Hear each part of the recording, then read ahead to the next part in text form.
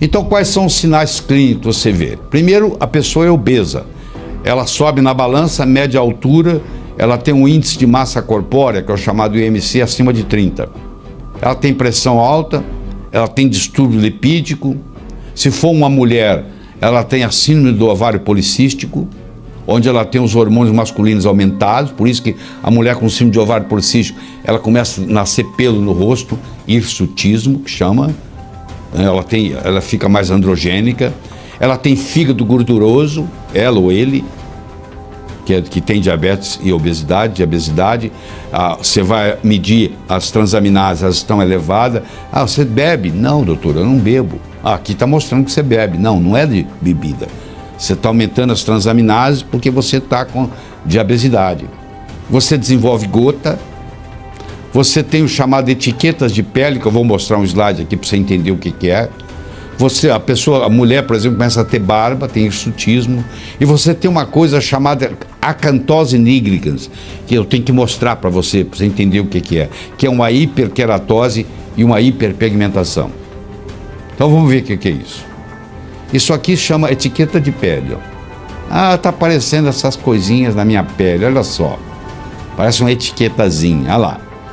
Isso aí que você está vendo, se isso aí tem na sua pele, está dizendo para mim que você tem resistência insulínica. Se você não é diabético, você é pré-diabético. Isso aqui que vocês estão vendo, esse hirsutismo, numa mulher com barba, nasceu do nada, ela não está tomando testosterona, não está nada, isso aí é resistência insulínica. Isso ela é pré-diabética ou ela é diabética. Para isso aí sumir, não tem que passar nada local. Não adianta ficar raspando aquilo ali. Eu vou diminuir a resistência insulínica. E aí isso aí vai melhorar. Vai cair. Olha só.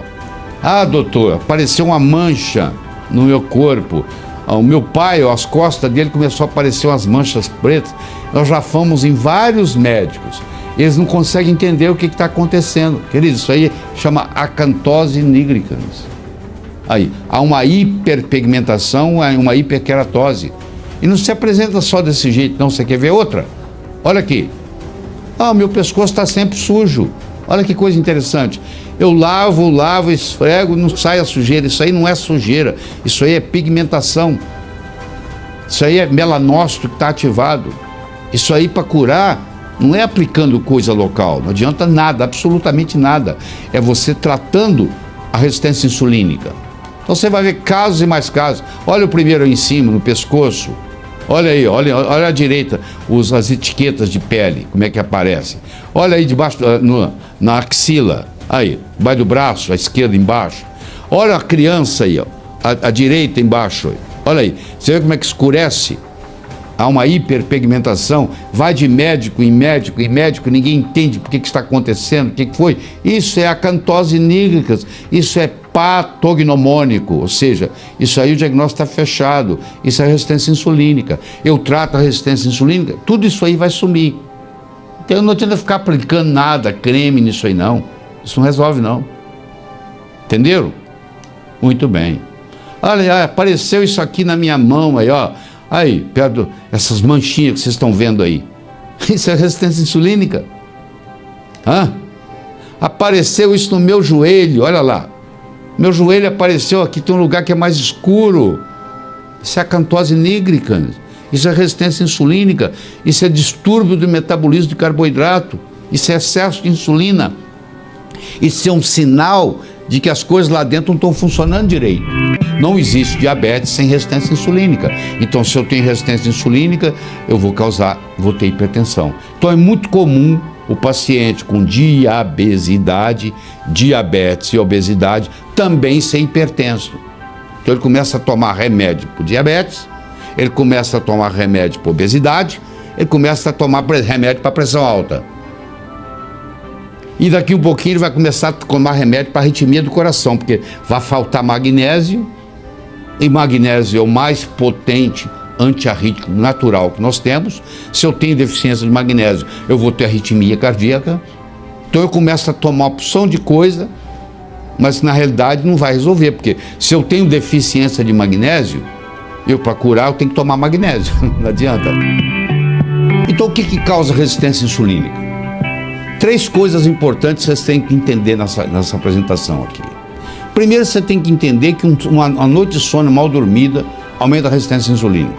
Mesmo que você não seja diabético.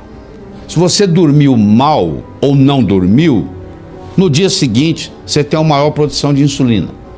Porque você vai aumentar a resistência insulínica, o seu pâncreas vai ter que produzir mais, que vai aumentar. É um ciclo vicioso.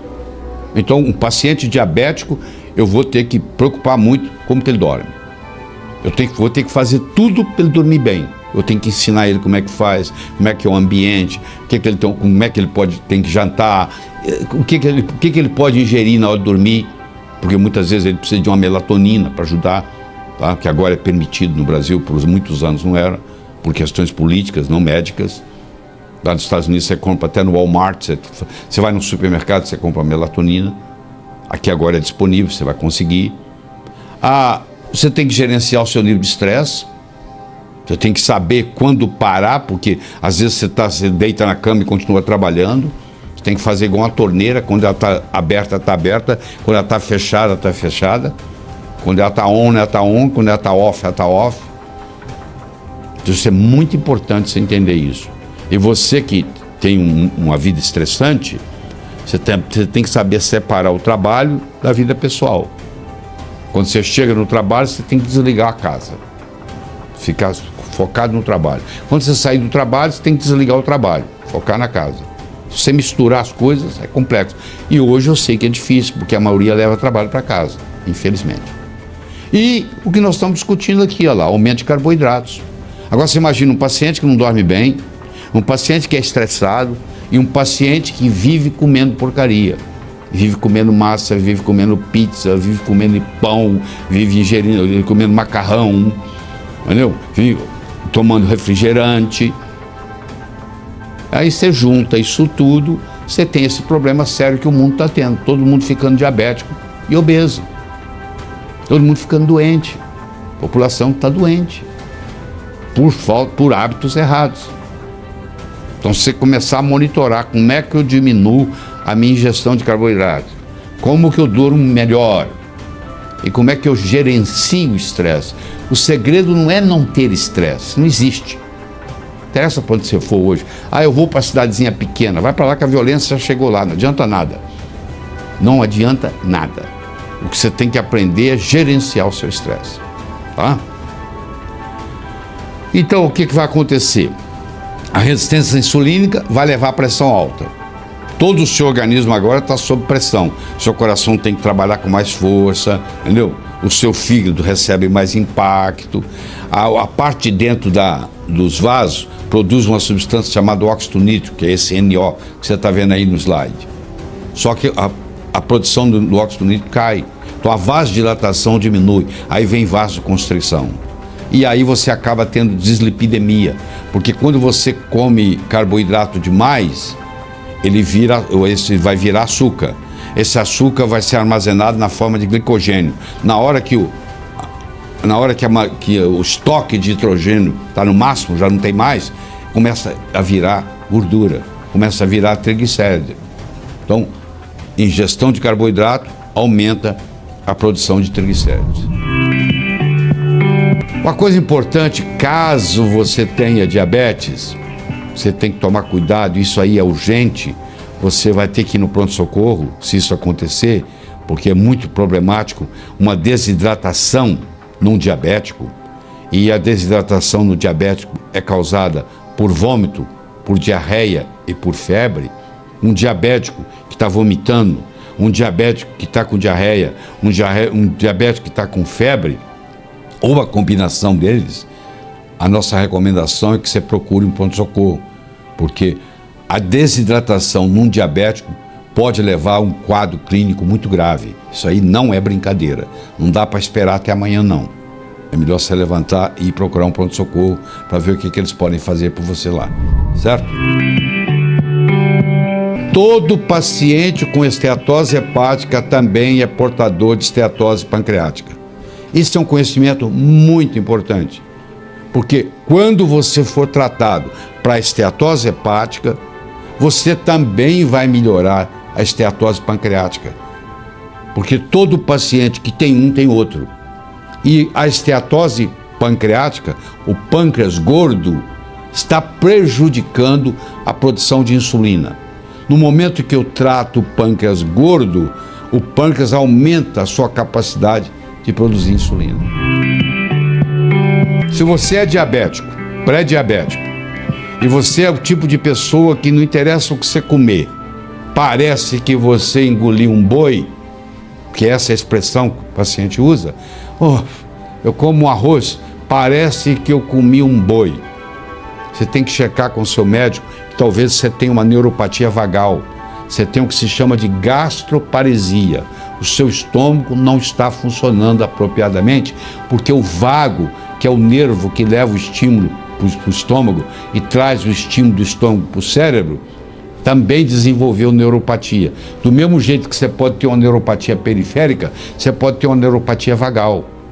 Principalmente se você toma metformina. Metformina é um excelente remédio.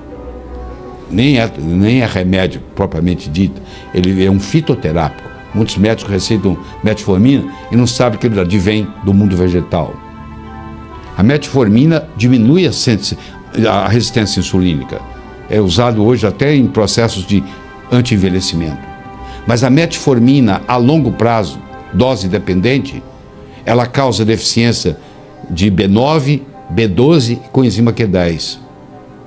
Ela deprime duas vitaminas bem importantes, o metilfolato e a metilcobalamina, e a coenzima Q10 também chamada de ubiquinona. Então, se você está tomando metformina por muito tempo, você tem deficiência desses três nutrientes: metilfolato, metilcobalamina e coenzima Q10. E isso leva a uma neuropatia vagal. E essa neuropatia vagal leva a uma gastroparesia. E tudo que você come parece que você engoliu um boi. E você reclama isso. E omeprazol não é a solução. Omeprazol vai cortar a sintomatologia, porque vai em parte anestesiar o seu esôfago. Aí você não sente o refluxo. Porque quando você tem gastroparesia, você tem refluxo esofágico. E essa azia que você sente não é por excesso de ácido clorídrico, é por falta. E aí a válvula pilórica, que vocês estão vendo aí no slide, não abre direito, ela fecha, e a válvula do esfíncter esofágico inferior abre, e a comida volta para o esôfago, por deficiência de ácido clorídrico, não por falta. Então o paciente diabético, que está reclamando de azia, que quando come parece que engoliu um boi, ele provavelmente tem gastroparesia. E se ele sentir uma cãibra acima do umbigo, isso é patognomônico de que você tem esse problema. É melhor você checar se você está tomando metformina, conversar com seu médico, que ele vai ter que fazer uma suplementação de B9, B12 e coenzima Q10. Certo? Muito bem. Paciente pré-diabético ou diabético que se apresenta com azia, o diagnóstico é gastroparesia, até que se prove o contrário. E o omeprazol não é a solução. O omeprazol é receitado demais no Brasil. Eu digo que antigamente era assim no Brasil. O rico era doente, o pobre era saudável. Aí começou-se a dar remédio de graça para o pobre no SUS. Então o pobre começou a tomar omeprazol, já que é de graça. Então todo mundo, acho que é o remédio mais consumido no Brasil hoje, é o omeprazol. Então a cereja do bolo, o médico faz uma receita e completa com omeprazol, não tendo ideia das consequências que isso tem para a saúde da pessoa. Então hoje, infelizmente, o pobre brasileiro também está doente, porque está tomando omeprazol. Omeprazol é um remédio que foi colocado no mercado para não ser tomado mais do que 4 semanas. Quando você tem uma gastrite aguda, você tem uma úlcera irritante, você vai tomar omeprazol, não mais do que 4 semanas. Só que eu conheço gente que está tomando omeprazol há 5 anos. Eu conheço gente que está tomando omeprazol há 10 anos. E está perdendo, inclusive, a musculatura. Está sarcopênico. Eu poderia falar aqui para você 3 horas sobre o omeprazol, mas não é o assunto. Mas o que eu quero lhe dizer é que o omeprazol não vai resolver esse problema da sua gastroparesia vagal. causada às vezes pela deficiência por uso de doses mais altas por muito tempo de metformina. Converse com seu médico. Exposição crônica a um herbicida usado na cana-de-açúcar e no milho, como é a atrazina, causa disfunção mitocondrial e resistência insulínica. Então, se você é um tipo de pessoa que ingere muitos produtos derivados da cana-de-açúcar ou derivados do milho, você está ingerindo uma grande quantidade de atrazina que aumenta a resistência insulínica e causa disfunção mitocondrial, e isso pode ter predisposto você a ter diabetes.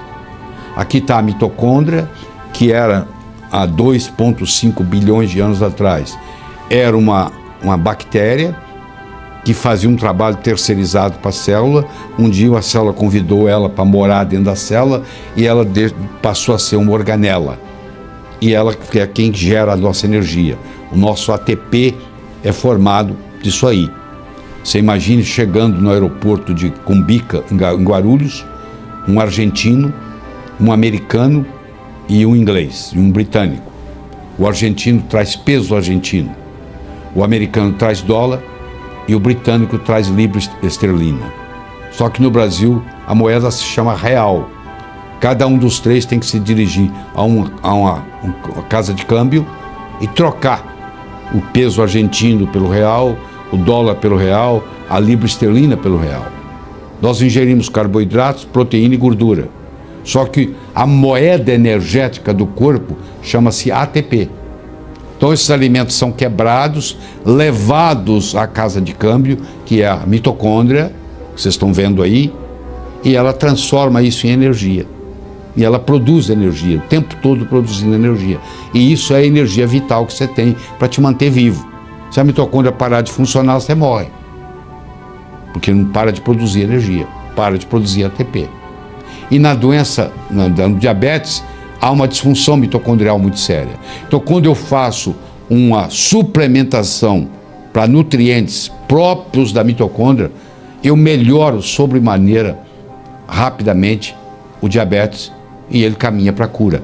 Se eu somar isso com a atividade física, que é importante, com o sono reparador, que é importante, e com a alimentação adequada, baixa em carboidratos, eu posso obter, como muita gente obtém hoje, muitos lugares do mundo obtêm, a cura do diabetes.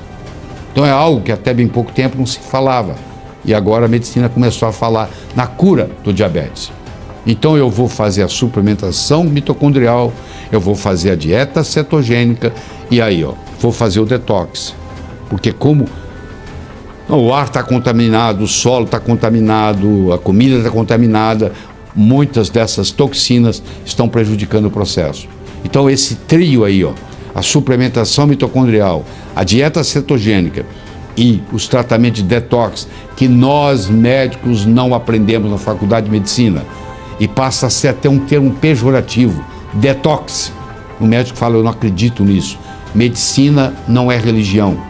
Acreditar ou não acreditar é em dogmas. Nós não devemos ter dogmas na medicina. Eu falo o seguinte, testa. Se não funcionar, joga fora. Se funcionar, aguarda. O que interessa é resultado. O resto é conversa fiada. O PubMed tem lá 22 milhões de artigos médicos publicados. O PubMed publica 500 mil novos artigos científicos por ano. Qual é o médico capaz de ler 500 mil novos artigos por ano e ler os 22 milhões de artigos médicos que estão lá? Ninguém. Então o conhecimento explode, mas nós médicos mantemos cristalizado o conhecimento que nós aprendemos na faculdade, que já era obsoleto quando nós aprendemos. Que já era obsoleto quando nós aprendemos. E aí a gente acha que tudo aquilo que não encaixa naquilo que eu aprendi na faculdade não é verdadeiro.